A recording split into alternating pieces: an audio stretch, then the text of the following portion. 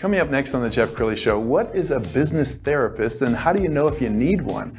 A journey of a true entrepreneur, next.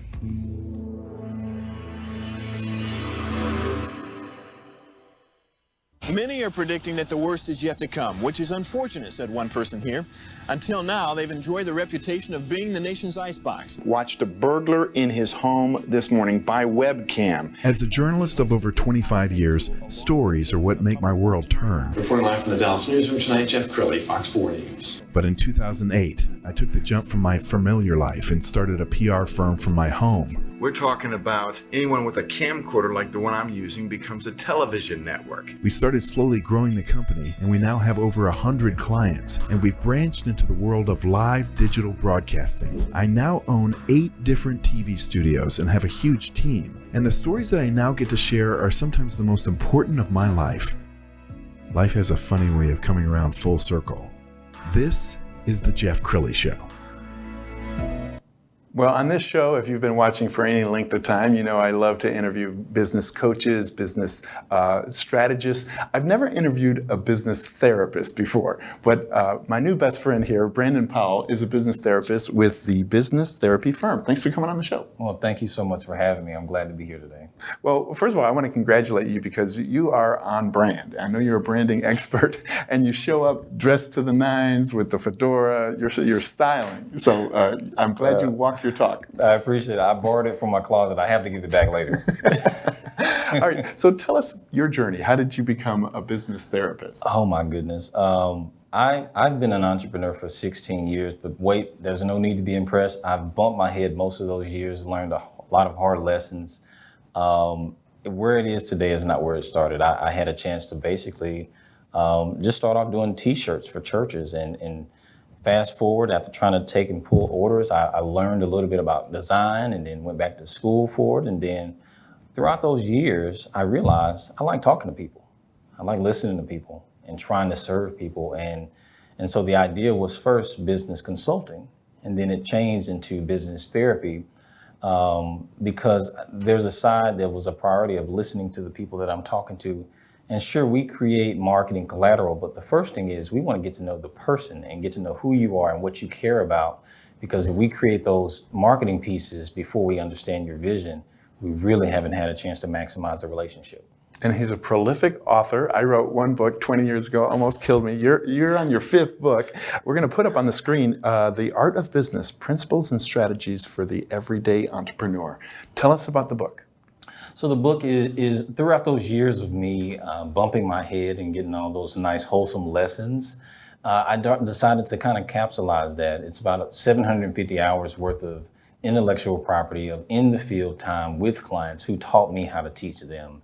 And so it's practical and it's meant to be actionable. The people that I met with who are small business owners, about 100 employees or less, they needed information now. It's not like college where you defer the application. They needed application the same day, not tomorrow, but the same day. And so the book's intention is for an entrepreneur, whether you're at the startup phase, whether you're at the mid-level phase where you've gotten some years under your belt, or you've been in business for a long time. There's things that speak to all 3 phases, because the common thread is that I found is that I work with people who are serious, they're gifted, but they've got a little bit of a need for clarity because they've hit a ceiling, they've gotten a little fatigued, and they want something to accelerate them. And so the book is definitely focused on doing that.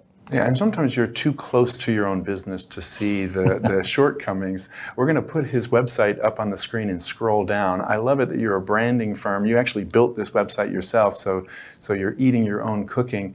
You do a lot of stuff, everything from logo work to you can do book covers. I mean, you do it all, don't you?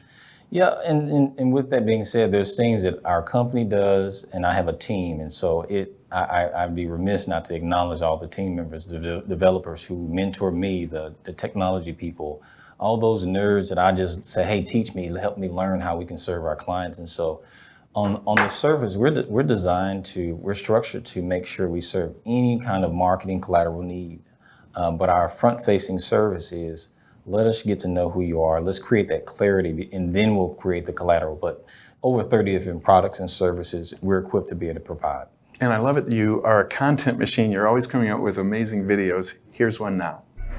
Hey, listen, have you been struggling lately to stay focused on your tasks? Well, let me introduce to you a concept called the 20-minute rule. What is that? I'm gonna break it down for you. So number one, here's a couple of benefits. You wanna use the phone app, it's already in your phone. It's a timer app. Set it for 20 minutes. You don't have to go beyond that. That's all you need. The reason you do this is because it allows you to stay focused for a short period of time without getting distracted. Ignore the notifications, the emails, the phone calls, all the distractions just for those 20 minutes. What it does is it allows you to stay focused. Like I said, if you don't get done with the task within that 20 minutes, don't worry about it. Just reset the clock. That is the 20-minute rule. And there are tons of tips just like that, and I think we can all learn from that. I mean, there are crazy distractions going on. You're trying to focus on one project and your phone beeps and you start thinking about, oh, I should look at that, and then you say, well, maybe I should be doing that. And so, yeah we all find ourselves pulled in different directions, don't we? Absolutely. In fact, I made that video for me. It reminded me of what I needed to do. You're exactly right. I get distracted by good things, you know, important emails, important text messages. But if everything's important, nothing's important, is what I found. Yes. And you also married well. I want to give you a chance to talk about your wife and her work with the Oak Cliff Chamber. Extremely proud of my wife, Keandra. She is the president of the Oak Cliff Chamber and has been with the Chamber for about over 15 years now. And so my company at the time was under a different name, and we were servicing their marketing needs, had a chance to do flyers. And so we had a business relationship, and then we upgraded it. I love it. We've got some pictures off of Facebook because you have a very vibrant chamber. It's so active. And I remember when I was promoting my book years ago, I spoke to the Oak Cliff Chamber. Man, so much has happened in the last 20 years. Yeah, it's been quite a journey. And even though COVID has impacted everyone, we have just decided to start being active again and do in-person activities and events. And we're really excited about loading up the calendar for those chamber members and those sponsors and those that are really looking forward to getting back, because we miss that human connection. We do miss it. And there's so much business and money flowing towards Oak Cliff right now. Congratulations on that. I also want to give you a chance to talk about your wife's Oak Cliff Works. Absolutely. So this is a workforce development program started by her and about 5 or 6 years ago. It's a passion project, and its primary focus is about providing career training development for those who are underemployed at the time. Not just to give them jobs, but to make sure that they transition, get them skilled, providing soft skills, so that they got not only land jobs, but get careers, but also be able to maintain them and sustain them. And so it's a program that I've had a chance to look at up close and personal, things that I really didn't get a chance to see when I was just a contractor, but now volunteering with the Chamber and seeing this program up close, I am so impressed and I'm in awe of the students that as they come in, they have needs. And to hear them talk about their own personal transformation, it is incredible. Yes, and one thing that I've experienced, because you and I have both been through a couple of recessions now in the last 15 years, when business is booming and people are just taking orders, like realtors in the last couple of years, realtors didn't really have to do much but take orders. Mm-hmm. This is a good time for realtors to be working on their marketing and working on all those things they neglected during the boom times. Would you agree? Absolutely, absolutely. You know, and the good thing for me is I get to learn from every industry. I've had a realtor who and most people are really good at what they do. And so I step in and I don't want to learn how to sell houses. That's your great gift and use it. And so I usually step in to make sure that I'm talking to the market and saying, hey, this person is great. And if you're a realtor, I need to make sure that our collateral speaks to the value that you already are. And if I'm providing the assistance, I know that you're going to get the job done as soon as they call you or visit your website. We're just doing our job to make sure that they inquire so they can see your greatness. In the last few minutes, I want to give some advice to people about graphic design, because you're very talented in that regard. And colors tell a story on your website. Like I was told that blue is a safe color that basically conveys you can trust me. Red is like an alarm color, right? Do you run into clients that are just using the wrong font style, using the? I mean, I can only imagine what you run into. Jeff, that's a question that requires a 3-hour answer. So what I would say is yes. I'll give you a quick percentage. Over the years, what I've noticed is 70% of the clients that come to us with pre-existing artwork is usually done wrong. Now, how do I define wrong? Meaning it doesn't function and it's not maximized. And for the reasons that you're describing, usually the font is inconsistent. They don't understand the logo symbol. I'll give you a term that most people have never heard of, a visual identity guide that guides you on how to use your logo, when to use it against dark backgrounds, light backgrounds, the color codes. If these things sound foreign to you, it means that you need these things so that you can survive in the business world and make sure that things are consistent for your brand.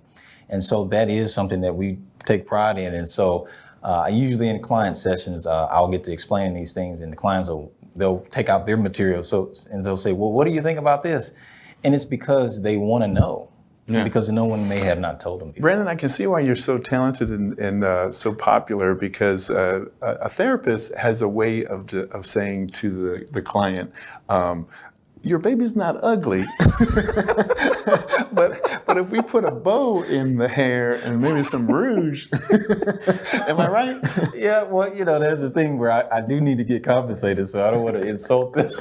But there's an art to guiding people towards another way of looking at their own brand. Absolutely. Let's be honest. I tell clients all the time, you know what, my knowledge of this information doesn't make me any better or worse. It just means this is my specialty. And so at some point, I've got to be able to step in and say, hey, here, let me guide.